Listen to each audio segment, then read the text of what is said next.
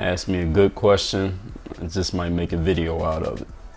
Let's get it on with the Q&A. DreAllDay.com. What's up, everybody? Dre Baldwin, DreAllDay.com. Welcome to the weekly Q&A. This is Q&A number 54. Y'all know the routine, how this works. For those of you who do not, a quick rundown of what I do here. I take a look at all the questions from the previous week's Q&A. So right now, I got my laptop here. I'm looking at Q&A 53. I'm going through all the comments. I'm going to read the question and or comment and respond to it right here on video, and this will make up Q&A 54. If you want to have your question answered or your comment responded to, you leave it in the comments to this video, and then you will see me respond to whatever you had to say, as long as you don't say nothing stupid, in Q&A 55 next week. I record these videos every Friday afternoon. The video posts on Saturday. So if your question gets posted after Friday afternoon, it could be anytime Friday. So if you post on Friday, you might miss the cut. So make sure you post early, because I read the first questions first. So whoever left the first comment, that's where I'm starting with and reading these. And whoever left the last one, I'm gonna get to that one last, but I will get to it.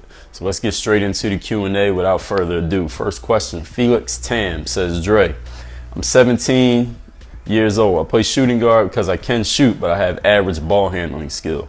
Should I build up muscles and start slashing, or should I train my handling skill and learn to be a playmaker so as to develop dual position? Well, Felix, I can't tell you what you should do. The first thing you need to do, though, is figure out what your game is and what skills you wish to have. I don't see why you had to pick one from the other. Why not have both or all of the abilities that you mentioned? But again, it's not my call, it's your call. You got to figure out what your game's supposed to be.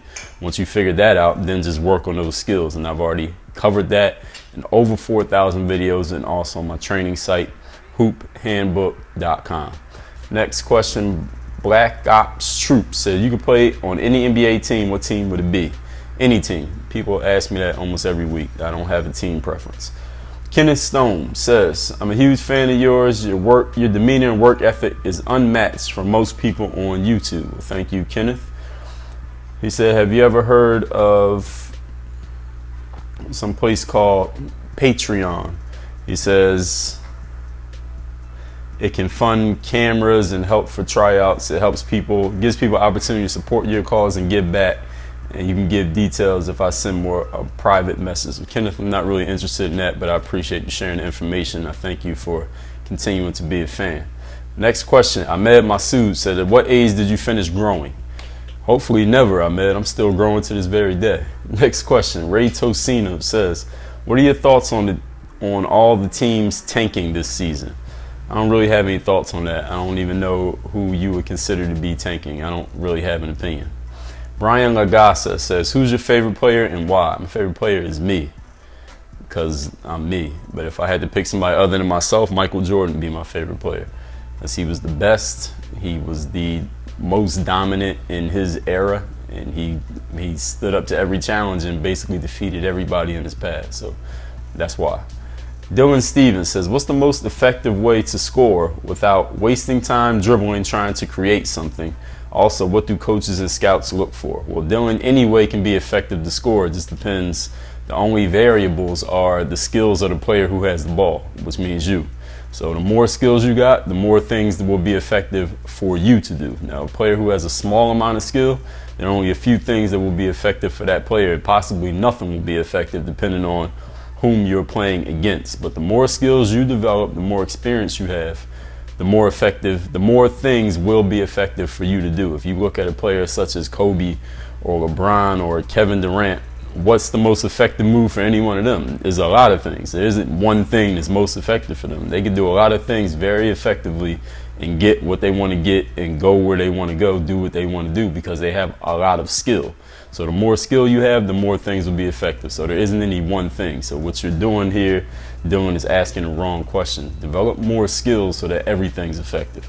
And he also asks, what do coaches and scouts look for? They look for players. They look for players who can play. So that ties right into your first question.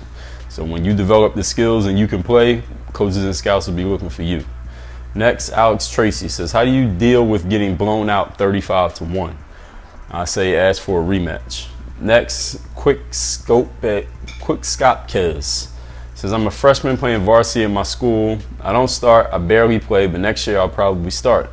And I'll play point guard. How can I get ready for this level? I need to know how to get quicker, faster, and just generally more athletic. Well, first of all, the only way you're going to get ready is by doing something at the level that you're at. You're focused on what you're going to do next year. What are you doing this year? You said you barely play, you don't get any playing time, but you had practice, right? So when you're in practice, what are you doing? And you had time to practice on your own. What are you doing then? Those are the things that you need to take care of. You need to focus on now instead of thinking about what you're going to be doing next year. You can't get ready for next year if you're not even ready for this year. So focus on where you're at and get as good as you can where you're at, and then the next level will take care of itself. And he's talking about you want to develop more athleticism. You need to get the Ultimate Athlete 15-week off-court training program available at hoophandbook.com, which covers all areas of athleticism, specifically for basketball players requiring no equipment whatsoever. Is written by my trainer, Maria Solon-Scally, who is a certified strength and conditioning coach. Next, GB Pack 35 says, who is my favorite point guard? I don't have a favorite point guard. I don't have a favorite of any certain position. B Soprano 2123 says, do you upload a lot of, he said, Dre, you upload a lot of content where you do a lot of speaking. You speak well on camera. Well, thank you. Do you have any tips on public speaking or the mental aspect of anxiety that involves public speaking? Well, B Soprano, the mental aspect of anxiety that involves public speaking is a blanket statement, but it's not actually, that's not very accurate, because not everyone experiences anxiety when they speak in public. Some people do, some people don't. I will assume that you do. If you want to get better at speaking in public, it's kind of the same as I said in the video where I talk about how to play in games as well as you play in practice. You got to put yourself in that position over and over again until you get used to it. You can't think your way, you can't simulate that. You can't think about it, you can't read about it, watch it. You got to actually put yourself in that position. And if you want to work on public speaking, a great place to do it would be a club like Toastmasters, which is an international organization where you can practice your communication and speaking. And if you look at one of my other channels, which is YouTube/Dre All Day, you'll see a bunch of my speeches from Toastmasters. I actually just gave a speech at Toastmasters last night that I'll be posting on that channel. There's also a page on my website, dreallday.com, with all my Toastmasters speeches, so you can take a look at those. Next, Blings says, I'm 5'7" in 7th grade. Really good dribbler and shooter. Do I think he would still have to play center or small forward? Well, that depends on the situation, the team you're on, and whom your other personnel is, who else is on the team. So that I can't answer that question just based on your size and your grade. Depends on who else you're playing with. Georgina Penunuri says, any tips to improve my free throw shooting? Yes, go to the free throw line, grab a ball, and keep shooting until you get better. Figure out a routine. Come up with a routine at the foul line. It shouldn't be a whole different thing every single time. Come up with a routine, stick with it, and keep shooting until you get better. Rob All Day Ray, do you have videos on how to condition or stay in condition in the off season while still working on your game? Yes, I do. If you look up my conditioning playlist on YouTube, I also have a conditioning mini handbook program at hoophandbook.com. Savina Ali's says, I want to help my friend's playing skills. He plays baseball, but he loves basketball more than baseball. It's just that his parents want him to play baseball. What drill should he start with? He shouldn't start with any drill. He should start with some basics like dribbling the basketball, catching the basketball, passing it, and making a layup.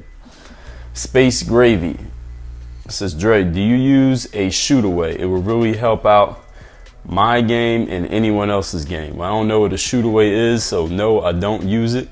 So you would have to show me what it is so I could be the judge of whether it will help my game. Aitor Alberto says, how do I get my shot off consistently against taller players? And by the way, he's been using this pound cross behind through move. This is a drill that I posted. Anytime he needs to get to the basket, and it works like a beauty because even when they catch up to it, he can counter it with a spin or a crossover, etc.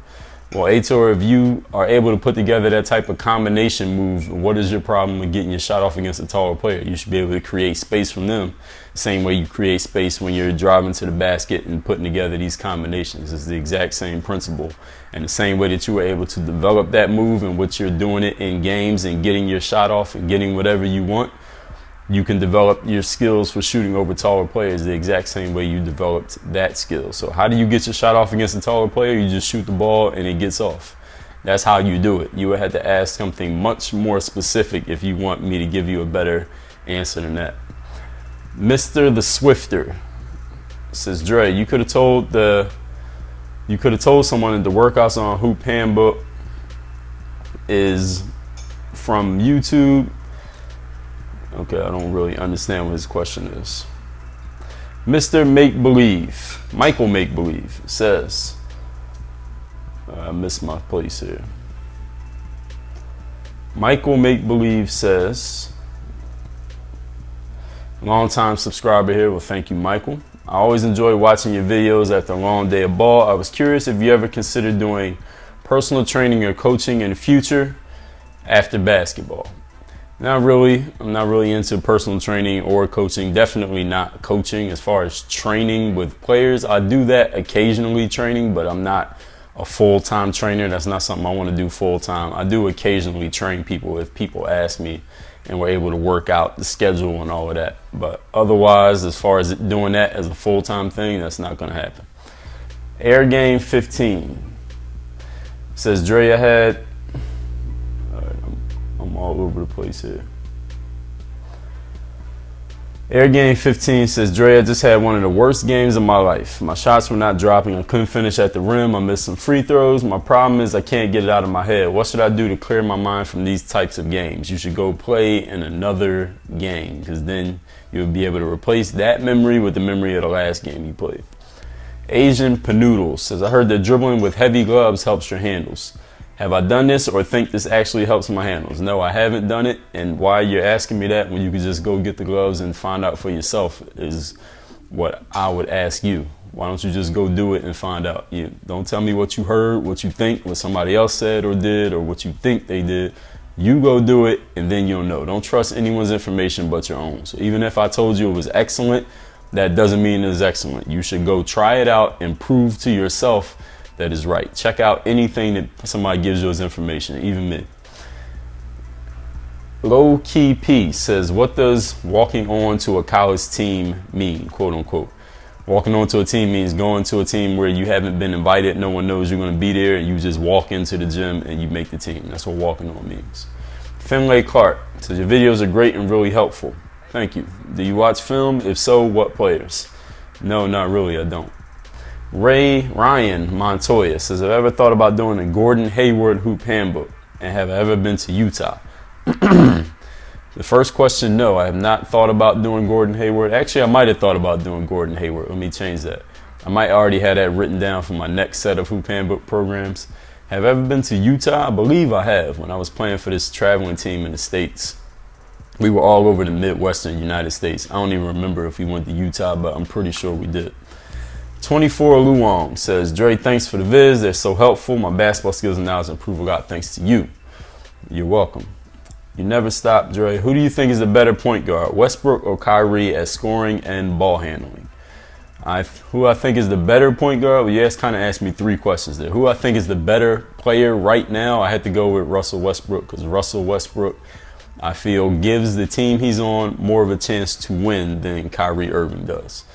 And then he says at scoring and ball handling, I think they're both excellent scorers. It's kind of like a draw between those two at scoring. They score in different ways, but they both score very effectively when they decide they want to try to score. And ball handling, I guess I would have to give it to Kyrie, since he's a little bit more fancy with his handle, but I think either one of them can get from point A to point B whenever they feel like it, against whomever they feel like. So I don't want to give it to Kyrie just because of the highlights, even though that's what most people pay attention to.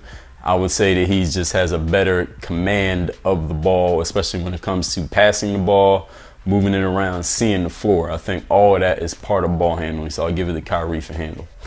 Nice Sneak Satsy It says, will ever consider being a high school coach in the future? I think you would make a great coach. You've been a player, you have drills, you're straightforward, and you even offer motivation.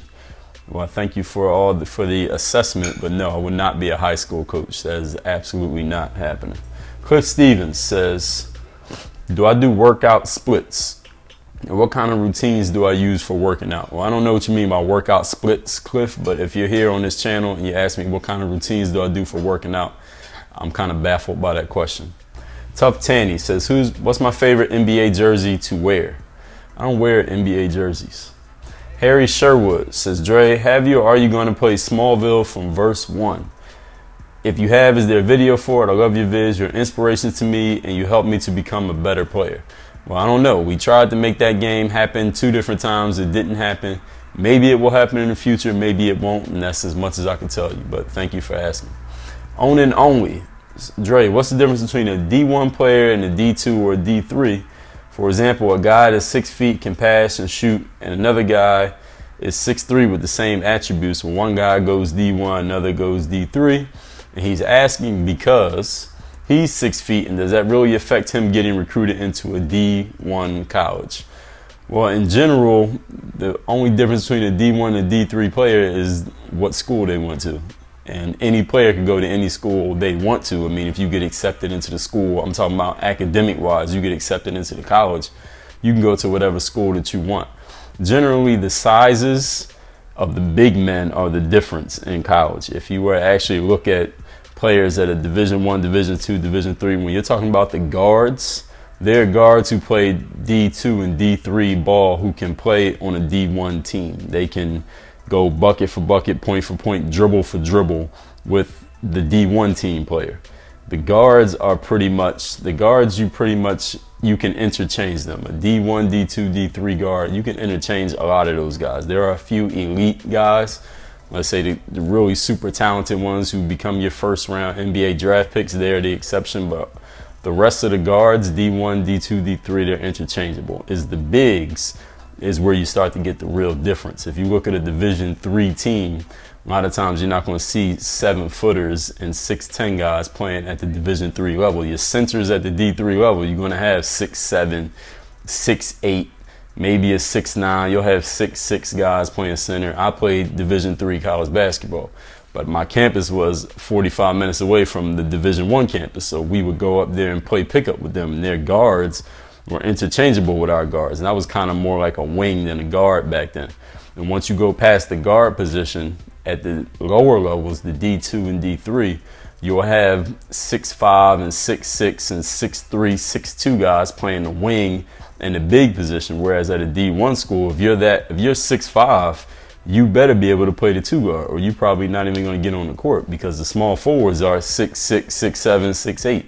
So at the D1 level, you have wings who are bigger than the centers at a D3. So it's really the size of the bigs that makes the difference. If you're a guard, you can land at any level. It really doesn't matter your size if you can play the guard position. And Onan, his question was, he's asking because he's 6 feet, does that affect him getting recruited to a D1 college? No, it does not, because if you can play, you're going to get recruited to the level at which your skills show. In generally speaking, whatever skills you have, that's pretty much the level you're going to get recruited to. Remember, I was in high school and our coach had told us my senior year, he was referring to his previous year's team. He said there was a player on my team last year.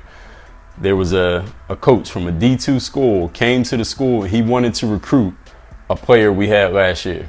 And the player walked in the office, saw the coach introduced himself and said who he was a coach of, and the player said, I'm not a Division II player, I'm a Division I player. And he walked out of the office because he didn't feel like he was a D2 player. He felt like he deserved to be at a D1. And that player ended up not playing D1 or D2 or D3 in college because he felt like he was a D1 player. Well, the fact of the matter is the coach here recruiting you is a D2 coach. Ain't no D1 coaches waiting in line outside to talk to you after him. This is what you've been recruited for.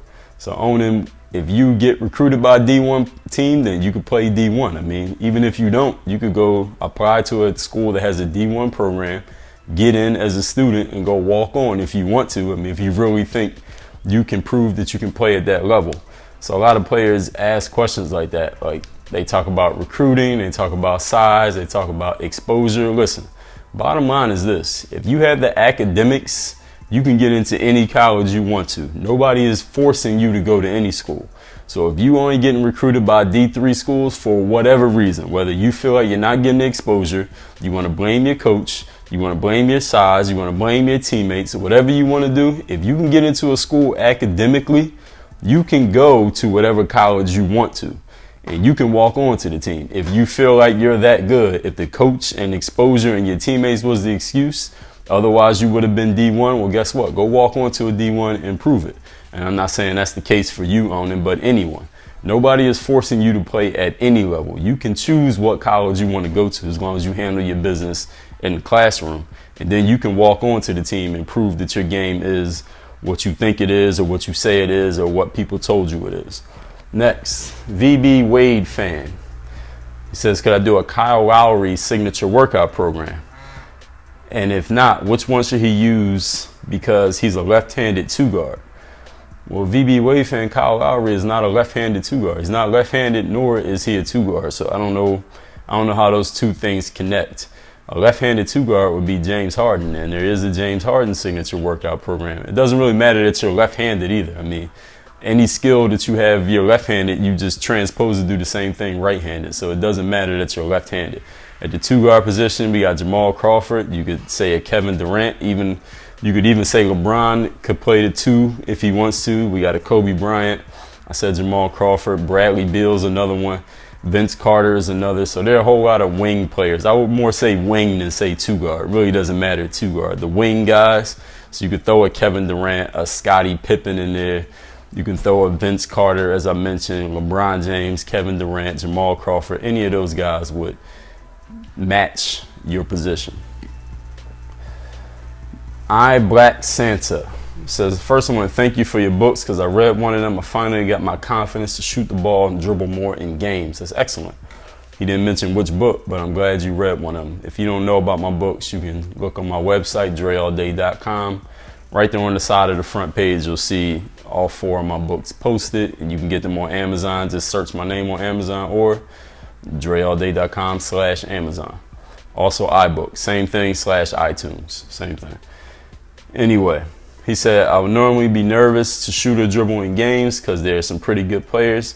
He wants to ask me if I remember if my high school or college team was any good. I don't remember if you said it in a book, so I was just curious. Well, Black Santa, I don't know which book you read, but my first book, Buy a Game, I go into extreme detail about both high school and college, my playing days. So read that book, Buy a Game, BUYAGAME. You can get that.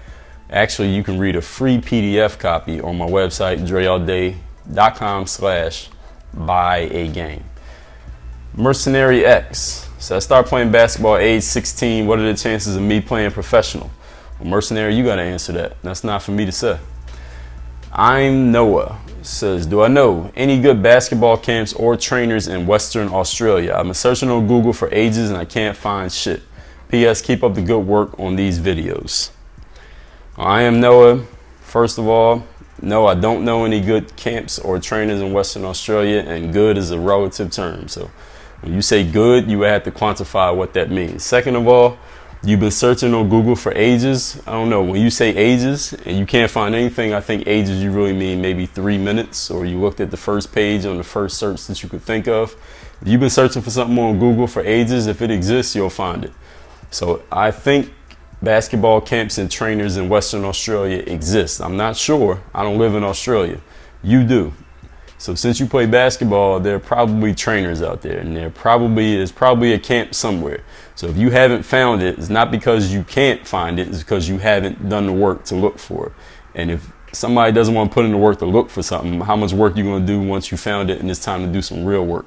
So I think I am Noah, you need to reconsider your strategy. I don't think you've been looking for, I don't know what you mean by ages again, but you ain't been looking that long. If you can't find it, it exists. So if you can't find it, then you're doing something wrong. Next, Ben Tuck says, what would I say is more important, offense or defense? Both. Offense is half the game, defense is half the game. Raul Marmolejo Says, when you were growing up, you started to adapt to playing ball. Where did you start playing at, and what was the roughest place you ever played at setting-wise? Roll, read my book, buy a game. I covered these things in detail. I'm True Skills. Said, Dre, your Move of the Night series is great. And he says, I want to know if I ever think about a move when I'm in a game. Do I ever pre-plan a move in a game? Is the go-to move a real statement? Well, I don't know what you mean by that. I'm True Skills, but do I ever pre-plan a move in a game? Most of the time, no, but every once in a blue, I might think, okay, let me try this move right here. Maybe if I'm playing somebody one-on-one, I might try out a move. In a 5-on-5 game, absolutely not, because there's way too many variables. You got 9 other people moving around, so you can't really plan out a move there. And again, as I say all the time, most of the time, you're thinking about a move, you're going to do it too slow, you're going to telegraph it, and it's probably not even going to get you what you want. So no, I don't pre-plan moves. I just play off instinct based on what I see in front of me. Babyface Assassin says, Dre, I'm a dedicated baller and stuff, but what exactly are the fundamentals in basketball? I work on my all-around game, but I want to help my sister. So what are the fundamentals of basketball? If you want to help your sister, first of all, your sister needs to learn how to dribble the basketball and make a layup. Once you can do those 2 things, then you can get into the other stuff. But I wouldn't, if you don't understand what the fundamentals of basketball are, you probably shouldn't be teaching anyone else. If you have to ask someone what the fundamentals are, you're probably not qualified to be teaching. But like I said, since you play, you can teach her how to make layups and dribble. Once she gets those 2 down, that's like half the fundamentals right there. The rest, you got defense, rebounding, and we're talking about spatial recognition, which means there needs to be 10 people on the court so she can recognize those things. But your question is a little bit too vague. It actually is extremely vague for me to give you any more detail. Walter Tinsley says, I'm a great driver and I can attack the basket like it's nothing. But now for my AAU teams, the coaches are telling their players to sag off and my shot is always falling short. Please tell me how to put more power in my jumper. Well, you should probably, Walter, practice your jumper the same way you practice your driving game. Since you're very good at driving, you probably have practiced it a lot. And you probably have a lot of confidence in it. So players are not playing up on you and they're basically putting you in a position where you can shoot jumpers as much as you want, but you're not making them. You probably should practice that as much as you practice the driving game. If you need to add strength, the Ultimate Athlete and Position of Power are 2 programs for the total body, for strengthening your body in different ways, specifically for basketball players. Next, Supersonics Productions says, I got a serious flat foot and it is painful for me. He gets blisters on his feet, his knees hurt, his back hurts, but he really wants to play basketball. It's his favorite sport, but his body can't handle the load. He's tried sport insoles, that hasn't helped. He says, what can he do to play basketball? Because he still feels he becomes weaker every day. Well, Supersonics, I'm 100% not qualified to answer that question. You're having problems with your knee, your back, your feet, you said you got flat foot. I don't even know scientifically what that means. You need to go see a doctor. Don't get advice from anybody at the playground, nobody on the corner, nobody in the YouTube comments. Go see a licensed professional. You only get one body. You can't buy a new one. Keelan Carey says, I was wondering if you could be on any team, which one would it be and why? Someone already asked that. Tyrone Chris says, your Q&A and motivational videos had been hitting home base with me the last couple of weeks. What you say is universal in all areas, not just basketball. Well, that is what I aim for, Tyrone, so I appreciate it. His question is, have you always been a leader? Have you always had a take charge, alpha, get what you want personality? A lot of people weren't born this way and have had to learn how to be leaders and take what we want in life. When I watch you, it looks like instinct. Well, that's an astute observation, Tyrone. Even though most of the time you watch these videos, it's just me by myself. So I don't know how you got that observation, but it is a good and it's pretty accurate. I have always been the type of person who wants to be, at the front of a group and taking charge. I'm also good at the same time. If you want to be a leader, you do also have to know how to be a follower. I'm not a leader in every single situation I get into because I might go into doing something new and I don't know it that well. So of course I'm gonna follow somebody who knows it way better than me, who has more information, more knowledge, more experience. I'll follow them so I can learn, and then eventually I get to a position where I can lead. So it's not like you can just lead every single thing you ever do. Anybody who's a great leader at some point had to be a great follower because they had to learn the ropes from somebody who had done it before them. So if you can make yourself become a great follower, eventually you will become a great leader, because you can just, what we call mirroring, you can mirror the leader. You can see what they're doing, follow the way that they communicate, the decisions they make, why they make decisions, and try to pick their brains. Ask them questions. Why did you do that? How do you do this? What's your way of dealing with that? Why did you respond to this situation this way instead of this way? What would you tell somebody who wants to do this, who's in this position, and they want to get to that position? What would you tell them to do? So ask questions. Just like you ask questions to me, ask questions to the people whom you know who are leaders, and they can give you more insight. You can take that insight, apply it, and eventually develop yourself into the leader you wish to become. Next, Rokas asks, will I do a live Q&A? I have done one before, but it's kind of like the way YouTube system is kind of clunky. I don't really like the live Q&A as well as I like doing this Q&A. This one is a little bit better, where I can get to everyone's questions. The video is a whole lot clearer. So the thing with doing a live Q&A on YouTube is I got to use the camera on the computer. And the camera that I use here, actually I use my phone for a lot of these Q&As, and this camera is way sharper than the camera on my laptop. So I guess I got to get me a new MacBook that got a better camera. Then maybe I'll do a live Q&A. If you want to buy me one, let me know. I'll send you the address. Next, Rexy GFX says, Dre, I'm not a very good player since I've only taken interest just a month ago. And I'm just wondering how I could improve my shooting form because my release point is low and inconsistent, and it makes my shot easy to block. Do I have any tips on how he could improve his form? Well, Rexy, first thing you had to do is figure out what the improved form is. Because you're asking me how to improve your form. Form is an art. If y'all watch basketball, you know that no two players shoot exactly alike. Every player has their own way of shooting.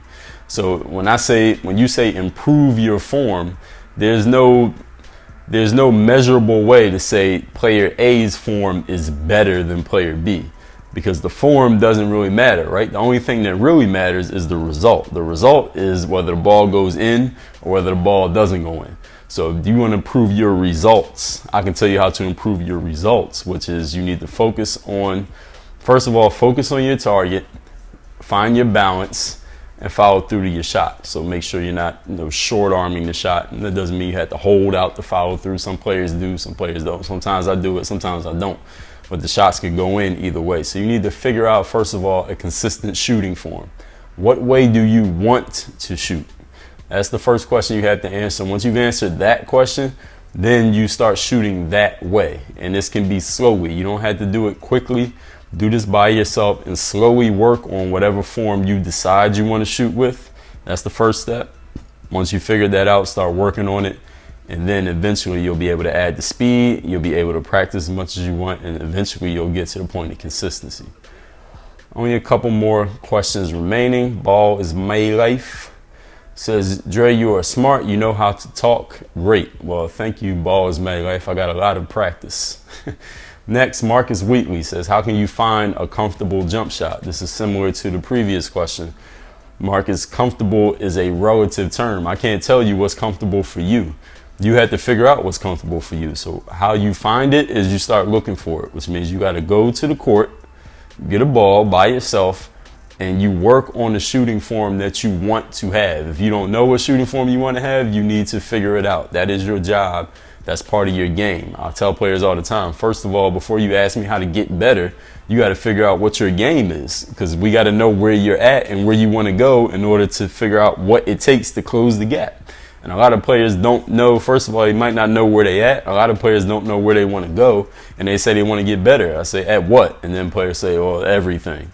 That's not a specific enough answer. What do you want to do today? Everything. You can't do everything. You got to figure out what it is you want to do. And when you focus on something, you're able to put all your energy into it, your mental powers, your physical powers, emotional, spiritual, whatever else. You'll be able to get that done a lot better when there's a focus. And it's the same thing with your game. So find something to focus on start working on it. First of all, figure out what it is you want. That's the first step. Then focus on that, and then we can figure out how to close the gap from where you're at to where you got to go. Last question, Michael Patterson says, am I ever going to do the Dre Stories YouTube channel again? Well, Michael, that YouTube channel is still alive and well. Nothing happened to it. If you go to it, I actually posted a couple new stories. I posted at least one new story this week. I know I put up a couple vids. I might have scheduled them. So I know one came out this week. The other one is probably coming out next week if it didn't come out yet. And that's at YouTube/Dre Baldwin. Or if you just search on YouTube up there, Dre Stories, you'll see that right there. So that is it for the Q&A this week. Everyone continue, please, to come with the quality questions. These questions have been very good this week. I appreciate it. Again, you want me to respond to any question and or comment you have, leave them down in the comments to this video. I will get to them next week. If you want to reach me for something more immediate, of course, you can tweet me at Dre All Day. My website is dreallday.com. What else is it? Facebook/work on your game. And I post different types of content on all these different places. So make sure you're connected to everywhere so that you see the other stuff I'm doing aside from just what I put out in the YouTube videos. And of course, I'm sure all of y'all are subscribed, because I'm put out new videos every single day on this channel, over 4,000. And I got at least 4,000 more to come, God willing. That is it. WOYG.net is where you can get the gear like you see here and like the hat you see on here. Work on your game, people. DreAllDay.com. Out this video, make sure you follow all my top content up here. Follow me on all your favorite social networks right over here, and make sure you are subscribed to catch all the new content I put on this channel every single day.